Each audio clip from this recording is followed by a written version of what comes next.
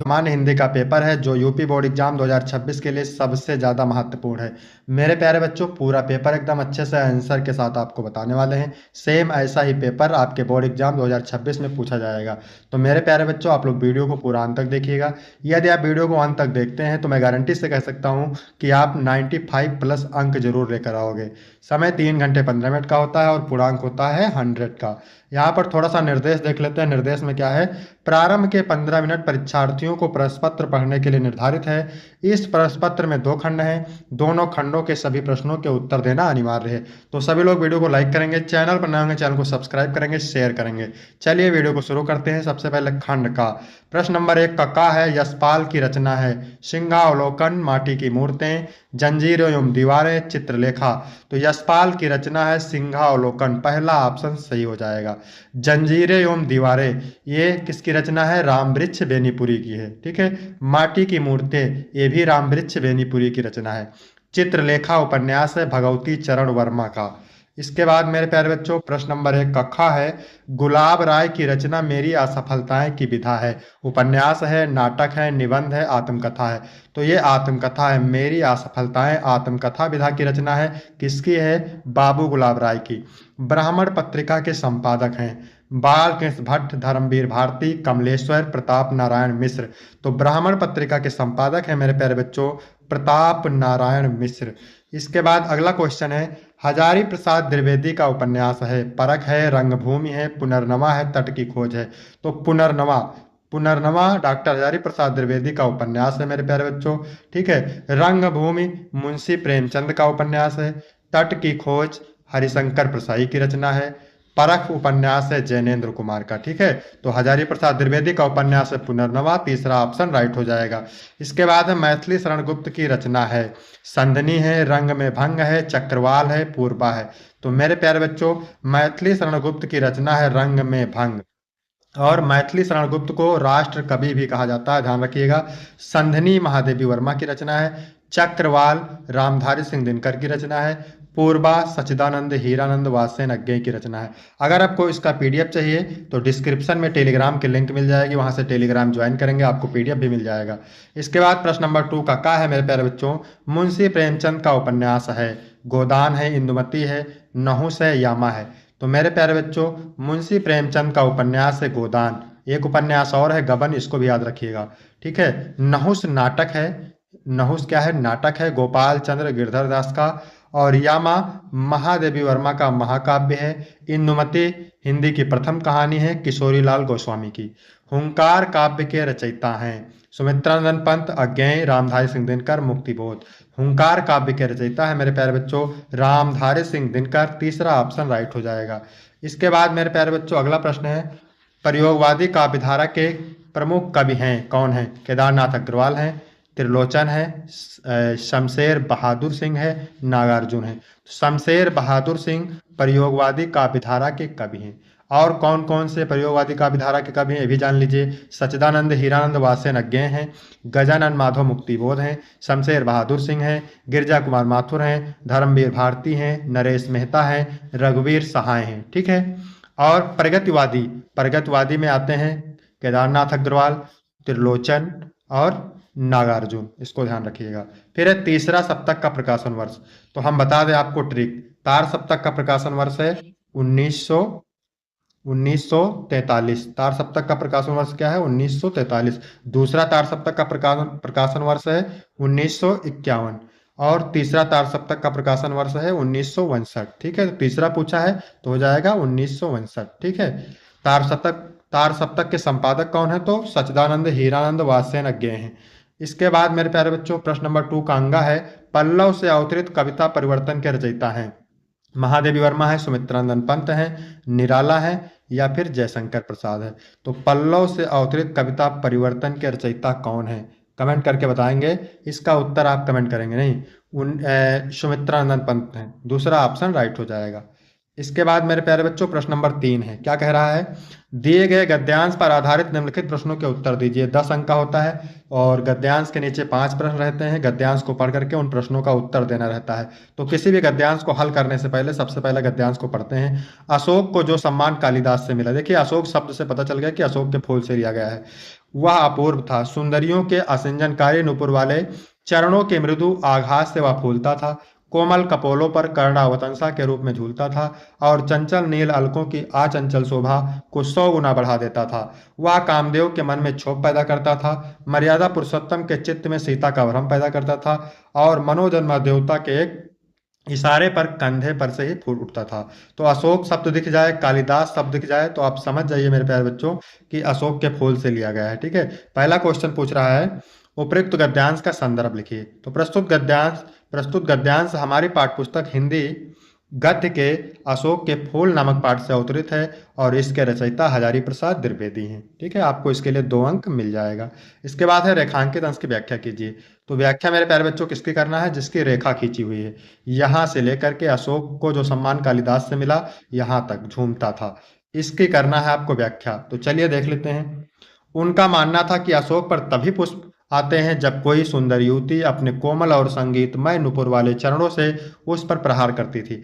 अशोक के फूलों की सुंदरता के कारण सुंदरियां उन्हें अपने कानों का आभूषण बनाती थी। यह कर्णफूल जब उनके सुंदर गालों पर झूमता था तब उनकी सुंदरता और अधिक बढ़ जाती थी। जब यह अशोक के फूलों को अपने काली नीली चोटी में गूंथती थी तब उनके चंचल लताओं की सुंदरता 100 गुना बढ़ जाती थी और तब देखने वाली की दृष्टि उनसे हटती ही नहीं थी। इसके बाद प्रश्न नंबर गा है, क्या कह रहा है? संस्कृत के किस कवि ने अशोक को सम्मानित किया? तो संस्कृत के कालिदास कवि ने अशोक को सम्मानित किया। किस फूल की सुंदरता के कारण सुंदरियां उन्हें अपने कानों का आभूषण बनाती थी? तो अशोक के फूल की सुंदरता के कारण सुंदरियां उन्हें अपने कानों का आभूषण बनाती थी। इसके बाद अगला प्रश्न है आसिंजनकारी तथा कर्णावतंस के अर्थ लिखिए। तो आसिंजनकारी मतलब अनुराग उत्पादक, कर्णावतंस मतलब कर्णफूला। फिर अथवा करके पूछता है, इसमें 2 पूछता है, आपको एक करना रहता है मेरे प्यारे बच्चों। तो निंदा कुछ लोगों की पूंजी होती है। निंदा, निंदा शब्द से पता चल गया कि निंदा रस से लिया गया है। बड़ा लंबा चौड़ा व्यापार फैलाते हैं वह इस पूंजी से। कई लोगों की प्रतिष्ठा ही दूसरों की कलंक कथाओं के पारायण पर आधारित होती है। बड़े रस विभोर होकर जिस तिस की सत्य कल्पित कलंक कथा सुनाते हैं वह स्वयं को पूर्ण संत समझाने की तुष्टि का अनुभव करते हैं। तो पहला है उपयुक्त गद्यांश के लेखक और पाठ का नाम। ठीक है, तो लेखक का नाम हरिशंकर प्रसाई है और पाठ का नाम है निंदा रस। ठीक है, निंदा शब्द से आप पकड़ लीजिए, निंदा रस। इसके बाद है दूसरा, रेखांकित अंश की व्याख्या कीजिए। तो व्याख्या मेरे प्यारे बच्चों किसकी करना है, देख सकते हैं आप। निंदा कुछ लोगों की पूंजी होती है, बड़ा लंबा चौड़ा व्यापार फैलाते हैं वो इस पूंजी से। तो चलिए देखते हैं इसकी व्याख्या क्या है। कुछ लोग निंदा को इस प्रकार महत्व देते हैं जैसे व्यापारी अपनी पूंजी को महत्व देता है। वह निंदा को अपनी पूंजी समझते हुए ही व्यापार बढ़ाने में लगे रहते हैं। निंदा किसकी पूंजी होती है? तो निंदा कुछ लोगों की पूंजी की तरह होती है। फिर है मेरे प्यारे बच्चों सत्य कल्पित कलंक कथा का अर्थ स्पष्ट कीजिए। तो सत्य कल्पित कलंक कथा का अर्थ सच्ची काल्पनिक कलंक पूर्ण घटना, ऐसी कथा जिसका केवल कल्पना की गई हो। प्रत्येक व्यक्ति की अधिक से अधिक सभी जगह निंदा करना है। उसके जीवन का प्रमुख लक्ष्य होता है, उनकी अवधारणा होती है कि वह जितनी अधिक निंदा करेंगे उतनी ही लाभ उनको प्राप्त होगा। ठीक है, अगला प्रश्न है कुछ लोगों की प्रतिष्ठा का आधार क्या होता है? तो कुछ लोगों की प्रतिष्ठा का आधार केवल निंदा होता है। इसके बाद मेरे प्यारे बच्चों प्रश्न नंबर 4 है दिए गए पद्यांश पर आधारित निम्नलिखित प्रश्नों के उत्तर दीजिए। 10 अंक का यह भी होता है। पूरी होए ना यदि तुझसे अन्य बातें, हमारी राधा पवन से कहती है, हे पवन यदि तुझसे मेरी सारी बातें ना पूरी हो सकें तो तू मेरी विनय इतनी मान ले और चली जा। तो तुम मेरी इतनी विनती मान लो और चली जाओ। छू के प्यारे कमल पग को प्यार के साथ आ जा। मेरे प्यारे श्री कृष्ण के कमल के समान पैरों को छू करके प्यार के साथ लौट आओ। जी जाऊंगे हृदय तल में मैं तुझी को लगा के, हे पवन मैं तुमको ही अपने हृदय से लगा करके जीवित रह जाऊंगी। ठीक है, तो इसको आपने पढ़ा होगा, कहाँ से लिया गया है? पवन दूधका से लिया गया है और कवि का नाम है अयोध्या सिंह उपाध्याय हरिओध है। फिर पूछ रहा है रेखांकित अंश की व्याख्या कीजिए। तो व्याख्या मैंने आपको पूरी बता ही दिया है। फिर है अगला, कमल पग में कौन सा अलंकार है? तो इसमें रूपक अलंकार है। नायिका किससे और क्या विनती कर रही है? तो नायिका पवन से विनती कर रही है कि वह उसकी बातें मान ले और उनके प्यारे कमल पग को छू कर लौटे। इसके बाद अगला प्रश्न है नायिका पवन को किसके कमल पग को छूकर आने के लिए कह रही है? तो श्री कृष्ण के। ठीक है, नायिका पवन को अपने प्यारे के कमल पग यानी प्यारे श्री कृष्ण के कमल पग को छूकर आने के लिए कह रही है। फिर अथवा करके दिया हुआ है, इसको भी देख लेते हैं। ठीक है, दुर्बलता का ही चिन्ह विशेष शपथ है। के कहते हैं कि दुर्बलता क्या है, शपथ क्या है, शपथ क्या है, दुर्बलता का विशेष चिन्ह है। पर अबला जन के लिए कौन सा पथ है, पर हम अबला स्त्री के लिए और कौन सा मार्ग है। यदि मैं उकसाई गई भरत से हूँ, तो पति समानी स्वयं पुत्र भी खोऊं। यदि मुझे राज्य लेने के लिए भरत ने जरा सा भी उकसाया हो, तो मैं अपने पति के समान मैं अपने पुत्र को भी खो दूं। यानी जैसे मैं अपने पति को खो दिया हूं, वैसे मैं अपने पुत्र को भी खो दूं। ठहरो मत रोको मुझे, कहो सो सुन लो। के कहती है, ठहरो मत रोको मुझे, मैं जो बात कह रही हूँ उसे सुन लो। पाओ यदि उसमें सार सब, उसे सब चुन लो। यदि उसमें कोई सार पाओ, तत्व पाओ, तो उसे सब धारण कर लो। करके पहाड़ सा पाप मौन रह जाऊं, मैं अब पहाड़ के समान बड़ा पाप करके मौन रह जाऊं। राई भर भी अनुताप न करने पाऊं, यानी रत्ती भर भी पश्चाताप न करने पाऊं। तो ये केकई के अनुताप से लिया गया है मेरे प्यारे बच्चों। और मैथिली शरणगुप्त क्या है, इसके कवि का नाम है, ध्यान रखिएगा। फिर दूसरा है रेखांकित अंश की व्याख्या। तो व्याख्या मैंने पूरी बता ही दिया है आपको। अगला प्रश्न है, दुर्बलता का चिन्ह क्या है, इसे कौन किससे कह रहा है। तो सौगंध खाना व्यक्ति की दुर्बलता का प्रमाण है, या कथन केकई राम से कह रही है। ठहरो मत रोको मुझे, कहूँ सो सुन लो, या कथन किसका है, ठहरो मत रोको मुझे, कहूँ सो सुन लो, या कथन केकई का है। ठीक है। नीरव की क्या स्थिति थी। तो नीरव सभा अपने हृदय को थपथपाते हुए रुदन कर रही थी। ठीक है, नीरव सभा अपने हृदय को थपथपाते हुए रुदन कर रही थी। इसके बाद प्रश्न नंबर 5 का है, निम्नलिखित में से किसी एक लेखक का साहित्यिक परिचय देते हुए उनकी प्रमुख कृतियों का उल्लेख कीजिए। 80 शब्द में है, 5 अंक का है।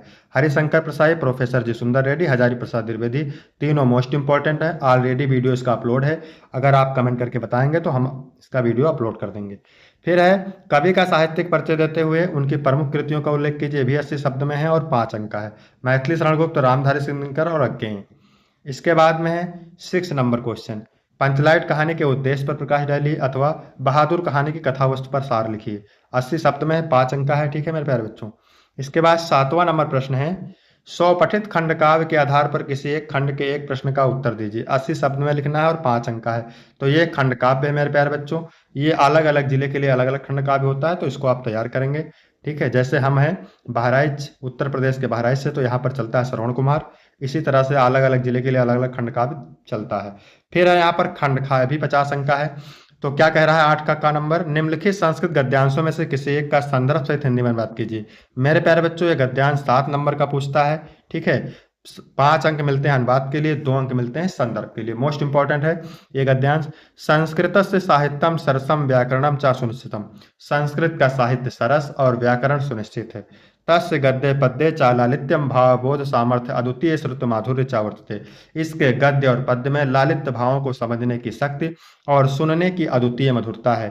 किम बहुना चरित्र निर्माणार्थ यादर्शी सत्य प्रेरणा संस्कृत वांग्यम ददाति ना तादर्शीम किंचिदन्यत। अधिक कहने से क्या, चरित्र के निर्माण में जैसी सत्य प्रेरणा संस्कृत साहित्य देता है, वैसी प्रेरणा कोई भी साहित्य नहीं देता है। मूलभूतानां मानवीय गुणानां यादर्शी विवेचना संस्कृत साहित्य वर्तते नायत तादर्शी। मूलभूत मानवीय गुणों की जैसे विवेचना संस्कृत साहित्य में है, वैसी विवेचना किसी भी साहित्य में नहीं है। संदर्भ कैसे लिखना है, प्रस्तुत गद्यांश हमारी पाठ्यपुस्तक संस्कृत दिग्दर्शिका के संस्कृत भाषा महत्तम नामक पाठ से अवतरित है। फिर वे अथवा करके इसमें 2 पूछता है, आपको 1 करना रहता है। ये मोस्ट इंपॉर्टेंट गद्यांश है। महामना विद्वान वक्ता धार्मिक नेता पट पत्रकार चासित। महामना विद्वान वक्ता धार्मिक नेता और चतुर पत्रकार थे। परमस्य सर्वोच्च गुणा जन सेवा आसीत। इनका सर्वोच्च गुण जन सेवा ही था। यत्र कुत्राप अयम जनान दुखितान पीड़े मांसम पश्यत तत्रयो सा शीघ्रमेव उपस्थिता सर्वविधम सहाय चाकरोत। ये जहाँ कहीं भी लोगों को दुखी और पीड़ित देखते थे, वहाँ वह शीघ्र उपस्थित होकर के सभी प्रकार से सहायता करते थे। प्राणी सेवा अस्य स्वभाव एवासीत। प्राणियों की सेवा इनका स्वभाव था। संदर्भ कैसे लिखना है, प्रस्तुत गद्यांश हमारी पाठ्यपुस्तक संस्कृत दिग्दर्शिका के महामना मालवीय पाठ से अवतरित है। इसके बाद है खा नंबर, निम्नलिखित संस्कृत श्लोकों में से किसी एक श्लोक का संदर्भ से हिंदी में बात कीजिए, भी 7 अंक का है। जल बिंदु निपातेन करमसा पूरिते घटा, यानी जल की बिंदु माने बूंद, निपातेन माने गिरने से, करमसा माने करमसा, पूरिते घटा माने घड़ा भर जाता है। जल की बूंद गिरने से करमसा घड़ा भर जाता है। ठीक है, सर्व विधानों सभी विधानों में धर्म और धन का यही कारण है। सभी विधानों में धर्म और धन का यही कारण है। संदर्भ कैसे लिखना है, प्रस्तुत श्लोक हमारी पाठ्यपुस्तक संस्कृत दिग्दर्शिका के सुभाषित रत्नार नामक पाठ से अवतरित है। अथवा करके 2 दिया है, आपको 1 करना है। ठीक है, ना मैं रोजते भद्रावाह उल्लूकस विशेषणम। तुम्हारा उल्लू का राज्याभिषेक मुझे अच्छा नहीं लगता। अक्रुद्धस्य मुख्य पश्य, इस क्रोधहीन का मुख देखो। कथम क्रुद्धो भविष्यत्, क्रोध करने पर यह कैसा होगा। ठीक है, तो ये जातक कथा के उल्लूक जातकम से लिया गया है। 9 नंबर है, निम्नलिखित लोकोक्तियों और मुहावरों में से किसी एक का अर्थ लिखकर वाक्य में प्रयोग कीजिए। 2 अंक का पूछा जाता है मेरे प्यारे बच्चों, एक का करना रहता है। का वर्षा जब कृषि सुखाने, यानी अवसर निकल जाने के बाद प्रयास व्यर्थ होता है। अधजल गगरी छलकत जाए, कम ज्ञान रखने वाला व्यक्ति दिखावा अधिक करता है। आग बबूला होना, बहुत क्रोधित होना। आसमान टूट पड़ना मतलब बड़ी मुसीबत होना। इसके बाद है 10 नंबर प्रश्न मेरे प्यारे बच्चों, आपठित गद्यांश पर आधारित निम्नलिखित प्रश्नों के उत्तर दीजिए। एक आपठित गद्यांश दिया रहेगा मेरे प्यारे बच्चों, तो इसको आप पढ़ेंगे अच्छे से, ठीक है, क्योंकि बहुत ही आसान रहता है और 5 अंक का होगा ये। गुरुदेव शब्द का प्रयोग किसके लिए किया गया है, तो गुरुदेव शब्द का प्रयोग रविन्द्रनाथ के लिए किया गया है। उत्तर आपको आसानी से मिल जाएगा। गुरुदेव ने शांत निकेतन छोड़कर कहीं और रहने का मन क्यों बनाया, तो गुरुदेव का स्वास्थ्य ठीक नहीं था। शांति निकेतन में उनसे मिलने आने वालों की भीड़ रहती थी, संभवतः इसलिए वे कुछ समय के लिए शांति निकेतन छोड़कर जाना चाहते थे। इसके बाद अगला प्रश्न है, गुरुदेव को श्री निकेतन के तीसरे तल्ले तक ले जाने में कठिनाई क्यों हुई। श्री निकेतन में ऊपर चढ़ने के लोहे की घुमावदार सीढ़ियां थी। गुरुदेव का शरीर क्षीण हो गया था, घुमावदार सीढ़ियों पर अकेले चढ़ना संभव नहीं था, इसलिए उन्हें तीसरे तल्ले तक ले जाने में कठिनाई हुई। इसके बाद मेरे प्यारे बच्चों 11 का नंबर है, 1 नंबर का। निम्नलिखित शब्द युग्मों का सही अर्थ चयन करके लिखिए। अम्ब और अम्बु, अम्ब का मतलब माता होता है और अम्बु का मतलब होता है पानी। तो आपका ऑप्शन सही हो जाएगा बा ऑप्शन। क्या सही हो जाएगा, बा ऑप्शन सही हो जाएगा। इसके बाद है भवन और भुवन, तो भवन का मतलब होता है घर और भुवन का मतलब संसार, तो आपका पहला ऑप्शन राइट हो जाएगा। इसके बाद खा नंबर है, निम्नलिखित शब्दों में से किसी एक शब्द के 2 अर्थ लिखिए। 2 अंक का है। वारिद का मतलब क्या होता है, बादल वर्षा कह सकते हैं। द्विज का मतलब पक्षी, ब्राह्मण ब्रह्मा। मित्र का मतलब दोस्त सखा, ठीक है। फिर गा नंबर प्रश्न है, निम्नलिखित वाक्यांशों के लिए एक शब्द का चयन करके लिखिए। जिसका कहीं अंत ना हो उसको कहते हैं अनंत, ठीक है, जिसका कहीं अंत ना हो अनंत होता है। और कम बोलने वाला क्या होता है मेरे प्यारे बच्चों, मितभाषी, ठीक है, मितभाषी होता है। आपका सा ऑप्शन राइट हो जाएगा। इसके बाद घ नंबर है, निम्नलिखित में से किन्हीं 2 वाक्यों को शुद्ध करके लिखिए, 2 अंक मिलेंगे। पुत्री पराया धन होता है। आज मेरा बड़ा भाई आ गया, आज मेरा बड़ा भाई आ गया, ठीक है। तुमने मेरे को पुस्तक दे दो, तुम मेरे को पुस्तक दे दो। मैं इस लड़के को पढ़ाया हूँ, ठीक है, तो इसको सही करके लिखना है। फिर 12 का खा गा है, करुण रस अथवा शांत रस, श्लेष अथवा उत्प्रेक्षा अलंकार, चौपाया अथवा दोहा छंद। 2-2 अंक हैं मेरे प्यारे बच्चों। इसका वीडियो आपको मिल जाएगा जो इंपॉर्टेंट रस अलंकार छंद होंगे। फिर है 13 नंबर, छात्रावास की जीवन शैली विषय पर अपने मित्र को एक पत्र लिखिए, अथवा विद्यालय में खेल कूद की सामग्री की ओर ध्यान दिलाते हुए प्रधानाचार्य को एक पत्र लिखिए, प्रार्थना पत्र। इसके बाद मेरे प्यारे बच्चों 14 नंबर प्रश्न है, ये जो है 9 नंबर का है, निबंध से है। निम्नलिखित विषयों में से किसी एक अपनी भाषा शैली पर निबंध लिखिए। भारत में कृषि क्रांति, भारतीय लोकतंत्र का भविष्य, विज्ञान वरदान या अभिशाप, विद्यार्थी जीवन में अनुशासन का महत्व, मेरे प्रिय कवि लेखक। तो मोस्ट इंपॉर्टेंट है, इसको तैयार करेंगे। वीडियो कैसा लगा, वीडियो अच्छा लगा तो वीडियो को लाइक करेंगे, कमेंट करेंगे। अब इसके आगे आपको कौन सा वीडियो चाहिए कमेंट करके बताएंगे, उसका वीडियो भी अपलोड कर देंगे। धन्यवाद।